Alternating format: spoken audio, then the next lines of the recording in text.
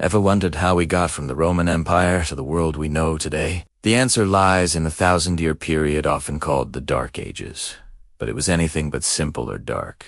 This is the story of the Middle Ages, an era of collapse, chaos, faith, and rebirth that forged the foundations of modern Europe. Let's journey through this incredible transformation, one century at a time. Our story begins with an ending. The mighty Roman Empire, which had dominated the known world for centuries, was crumbling. As its statues fell and its legions retreated, a power vacuum emerged. Across the frontiers, so-called barbarian tribes, Goths, Vandals, Franks, and Angles were on the move. They weren't just raiding, they were migrating, settling, and building new kingdoms on the ashes of the old. From the ruins of a once unified empire, a patchwork of new cultures and powers began to rise. This wasn't just the fall of Rome, it was the birth of a new Europe. Wheat Romagonets, vast infrastructure of roads, aqueducts, and cities decayed. Europe fragmented into countless small, isolated communities. The grand Roman order, with its laws and legions, faded into memory.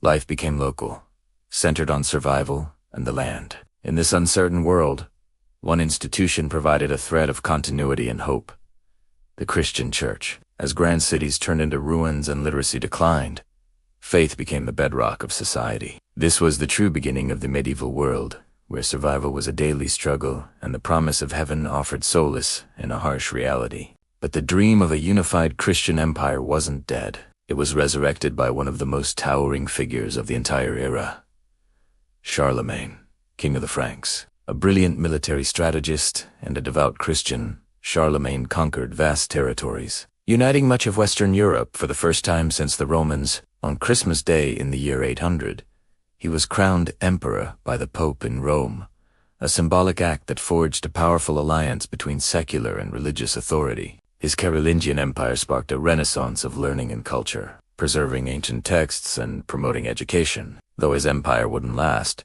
Charlemagne's legacy, the ideal of a united Christian Europe, would echo for centuries. Just as a semblance of order returned, a new wave of terror descended. From the north came the Viking longships, their dragon prows striking fear into coastal communities. From the east, Magyar horsemen galloped across the plains, and from the south, Muslim raiders harassed the Mediterranean shores. Europe was once again under siege. In response to this constant threat, a new social and military system took shape. Feudalism. Local lords, unable to rely on a distant king, built fortified castles for protection. They granted land, or fiefs, to warriors called knights in exchange for military service. This network of loyalty and obligation developed a rigid social hierarchy that would define medieval society for generations. Laws offered protection, and in return peasants worked the land. Then, slowly, the climate began to change. A medieval warm period led to longer growing seasons and better harvests.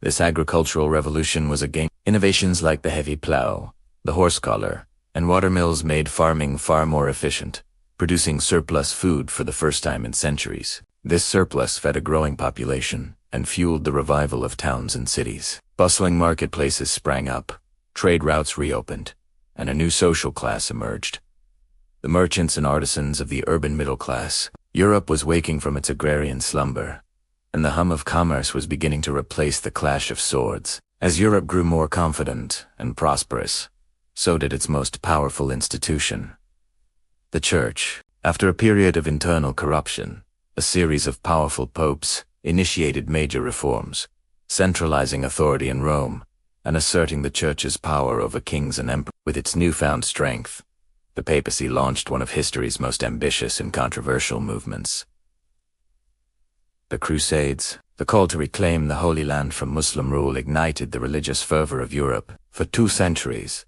waves of knights, pilgrims, and adventurers marched east.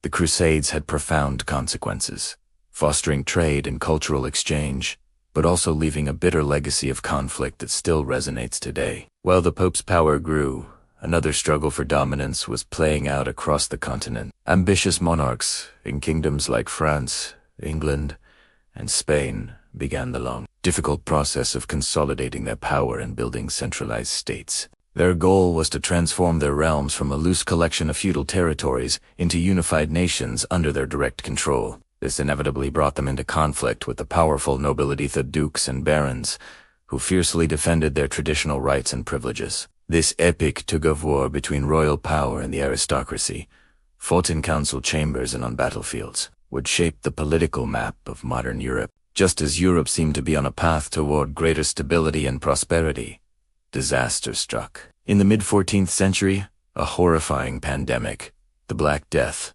swept across the continent. Carried by fleas on rats, the plague wiped out an estimated 1/3 to 1/2 of Europe's entire population. The social and economic impact was cataclysmic. Entire villages were abandoned, and the old feudal order was shaken to its core. With labor now scarce, surviving peasants and workers found themselves in a new position of power. They demanded better wages and greater freedoms, leading to widespread social unrest and revolts. The world after the plague would never be the same. Out of the trauma of the Black Death, a new spirit of creativity and inquiry began to flourish, especially in the wealthy city-states of Italy. This was the Renaissance, the rebirth of art, science, and philosophy inspired by the classical worlds of Greece and Rome. Thinkers and artists began to look at humanity and the world in a new light. This intellectual explosion was supercharged by one of the most important inventions in human history: the printing press, developed by Johannes Gutenberg. For the first time, knowledge could be mass-produced and disseminated widely. Books, ideas, and scientific discoveries spread like wildfire, bridging the gap between the medieval mindset and the dawn of a new, more modern age. The final act of the Middle Ages was ushered in by the roar of cannons. The invention of gunpowder rendered the stone walls of feudal castles obsolete, tilting the balance of power decisively in favor of kings, who could afford this new and devastating artillery. With powerful armies at their command, monarchs forged the first true nation-states. Figures like Joan of Arc became national symbols, embodying a new sense of patriotic identity. With consolidated power at home, these newly formed nations, France, Spain, Portugal, and England, began to look outward. Armed with new maritime technology, explorers like Columbus set sail across the oceans, launching an age of global expansion that would forever change the course of world history. The medieval world was over, and the modern world had begun. From the fall of Rome to the first voyages across the Atlantic, the Middle Ages was a period of extraordinary transformation. It was an age of faith and fear, of chaos and creation. It built the castles, cathedrals, and kingdoms that still dot the European landscape, and it forged the ideas and institutions that continue to shape our world today. Thank you so much for joining me on this journey through 1,000 years of history. If you enjoyed this, please like, subscribe, and hit that notification bell for more deep dives into the past. See you next time.